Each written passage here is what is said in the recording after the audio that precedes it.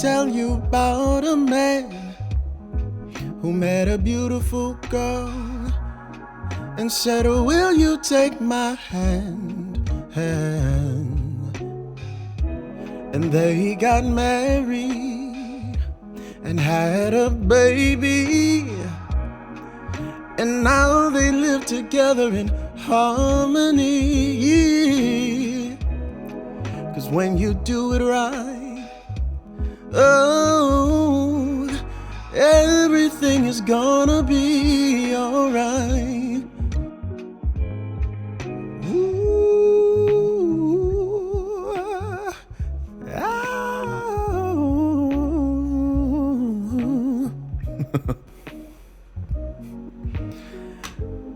Yes, Lord. All right, folks. Thank you so much for joining me once again on the Holy Purpose Podcast. Today, I wanted to just kind of share some of my thoughts on marriage. I believe that marriage is a beautiful thing. So many of us have seen it done incorrectly. I know that there's a lot of people who have had bad experiences with marriage, either from their parents or people around them. Just looking at statistics and the divorce rate and all the ways that marriage is portrayed in movies and media. But there are some great examples of healthy marriages that we can look at and learn from. And those are kind of reminders that marriage is a beautiful thing, can be a beautiful thing. And not only that, it's something that's ordained by God.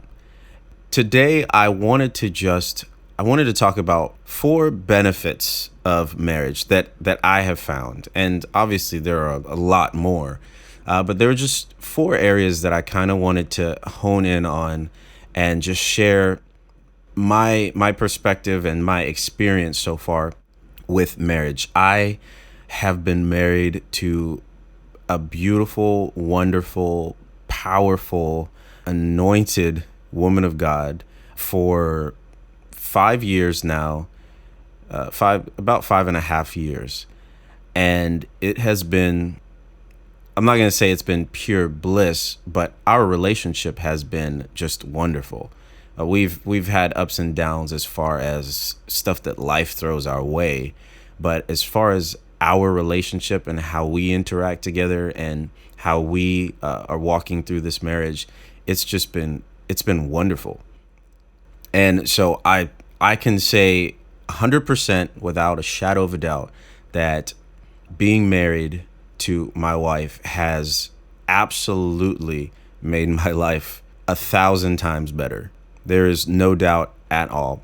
So 4 things that I've noticed that being married adds to my life, 4 benefits that I've found in being married. In Genesis 2, verse 18, it says, "And the Lord God said, it is not good that the man should be alone. I will make for him a help meet for him," or a help that's comparable to him, a help that's appropriate for him. So the first benefit, or the first thing that I've noticed that marriage brings to my life that helps me, is stability. So my wife and I have found that we complement each other so well. Now, I know that, we've heard that opposites attract and all of these things. And I think that when you marry someone, for it to be successful, there obviously needs to be a certain level of similarities. There has to be some areas that you guys are similar in or can come together and find common ground and view things sort of the same way, have a similar perspective. And then there are areas where you kind of need to contrast. I think that that's what creates a more balanced, well-rounded relationship. My wife and I, we complement each other. We complement each other in our temperament. So in this area, we're actually kind of similar in that we're both kind of homebodies and we're both sort of to ourselves, or we can be.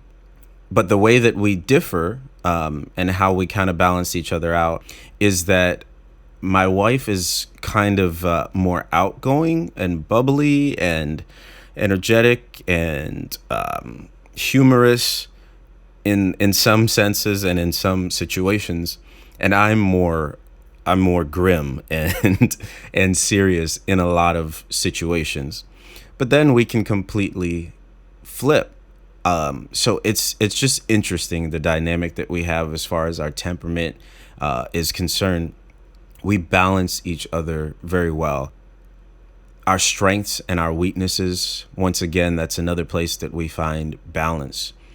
I'm more of an attention to detail kind of person, so I'll plan things out.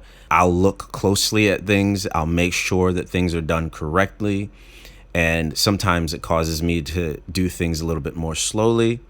And for her, she's more, let's get it done now. And, less attention to detail and things like that. But she gets things done. And so we kind of balance each other out in that way, where I will help her slow down and look at things more closely, and she will kind of help push me and propel me to move more quickly and to get things done. So it's been great, actually. So number one was stability. Number two, second benefit that I found in marriage is partnership. It's really cool to be able to tackle life together. Just to have somebody, that's with you in the difficulties and the struggles and in the triumphs and the victories. It's just cool to have someone with you by your side. You can pursue purpose together. We're able to talk about the things that we want to accomplish. We're able to talk about the things that we're convicted about, and just our pursuits. And we're able to help each other, assist each other in motivating each other, inspiring each other, and also supporting one another to fulfill those callings and those pursuits in our lives. So it's just cool to have a partner to do that with. We explore hobbies together. That's actually really fun to, just to have someone that you can share interests with, or find interests that you are both interested in. Find things that you're both interested in that you can kind of pursue together. It's a cool thing. One of my most fond memories of us kind of partnering together and pursuing a hobby is photography. I started doing photography about 4 years ago, and my wife has come alongside me, and we've done weddings together, and she's even been learning how to do some editing. So we would tackle events together, and she would do like the detail photos and get all of the decor and everything, and then I will do more of the people photos. And for weddings, when we split up, I would take the groomsmen, and she would take the bride and the bridesmaids, and she'd do all the photos with them as they're getting ready and everything. It was really cool, and we plan on continuing to do that in the future. But it's just cool to have that partnership with someone that you can pursue those things with. So that was number two, partnership. Number three is very similar to number two. It can almost be viewed the same, but friendship. I think that friendship is necessary to begin with, is necessary in order to have a successful marriage. The person you're married to cannot just be like your partner in getting things done. They can't just be your romantic counterpart or whatever else you want to use them for. The person really needs to be your friend. You actually need to have a friendship in order for it to last, at least. That's something that me and my wife do have. We have a friendship. We can sit and we can just talk about pretty much anything. We enjoy being in each other's presence. We can hang out together and not talk, and just chill with each other. We enjoy doing things together, doing life together, enjoying one another and spending time together. Laughter. She's actually really funny. She's way funnier than I am. I occasionally can make her laugh, but she basically makes me laugh all the time. So that's a major part of our friendship is laughter and humor, and she has that in spades. And just being able to share special moments together. It's great to have a friend. No one wants to be alone. Friendship is friendship is beneficial. God created us to have companionship and friendship and to interact with one another. So that's number 3, friendship. Now, last but not least, the number 4 benefit of being in a marriage, being in a healthy marriage, is intimacy. There's something very liberating and that kind of sets you at ease and gives you peace, knowing that there is someone that fully knows you. There's someone who knows everything about you and still loves you. Obviously, God God fills that role. But having that other person that knows you and loves you anyway, that is committed to you, that is just it's just I don't know if I can really explain it. It's just an amazing thing to have that intimacy where someone fully knows you and you fully know them, and you can love each other, you can grow together, you can be romantic together, you can laugh and have fun together, but you can have true intimacy with another person. Just that commitment in spite of everything, that commitment to love one another. And that's I feel like that gets lost in today's society, the idea of love being commitment. That's literally what it truly is. Love is it's not just a feeling, and it's not just a thing that you say, but it's a commitment that you make and the actions that follow that back up that commitment. So guys, I probably more than most enjoy being alone. I'm kind of a loner. I like my me time. I'm a creative, so I spend a lot of time in my own head, creating things. That's when I'm most creative. I'll wake up on a Saturday morning and just kind of be thinking about words to a song. I'll be writing down those words. I'll be writing words to a Bible study or anything. I am most creative when I'm kind of in my own little world by myself. And there are probably a lot of people who are like that, but I can tell you that ultimately no one wants to be alone. And 2 are better than 1. No matter what your personality is, no matter, how much of an introvert you are and how much you like to be alone, you're always better off with someone else. You're always better off with the right person, with the person that compliments you, with the person that is for you. There's a scripture in Ecclesiastes 4, verse 9 through 12. It says, 2 are better than 1 because they have good reward for their labor. It's so much more fulfilling to accomplish things with someone else, and you also get so much more done when you have a partner, when you have help. So they have good reward for their labor. The next verse says, for if they fall, the one will lift up his companion. But woe to him that is alone when he falls, for he hath not another to help him up. So yeah, that's an obvious reason why 2 are better than 1. Even if you thrive by yourself and you thrive while you're alone, there are inevitably going to be seasons and times and moments where you fall, where you stumble, where you struggle. And when you have that companion, when you have that other person, that person can strengthen you. That person can lift you up. And my wife and I, we have been that to each other back and forth throughout the years.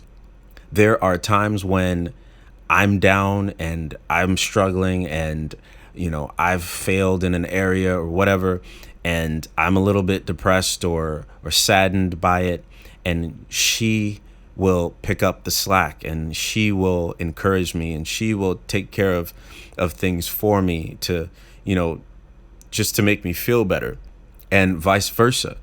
When she's, having a moment where she's down and she's not her chipper self as she usually is, I notice that, and I try and pick up the slack, and I will do some of the things that maybe she's usually doing just to help her and to make her feel better. I will encourage her. I'll try and be more, more affectionate and more loving. So having that person, you can go back and forth and encourage one another and strengthen one another through your low times, through your struggles and your valley seasons. Then the next verse says, if two lie together, then they have heat. But how can one be warm alone? Once again, it's just better to have another person. You cannot be warm by yourself. You need another body to come together and to compound that heat in order for you to both be warm in cold seasons. And this directly relates to the verse that I just read. When one falls, when one is cold, when one is in a pit, the other one is there to help them. The other one is there to help warm them up, to strengthen them, and to encourage them. And the last verse, it says, and if one prevail against him, two shall withstand him, and a threefold cord is not quickly broken.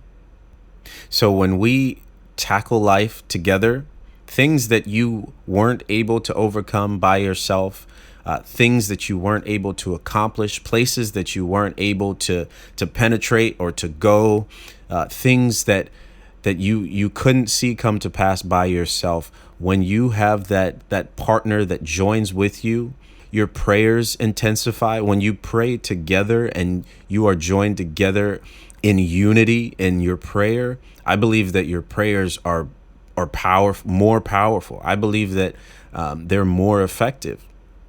And there are things that you can overcome together that you probably struggled to overcome by yourself. And then it says a threefold cord is not quickly broken.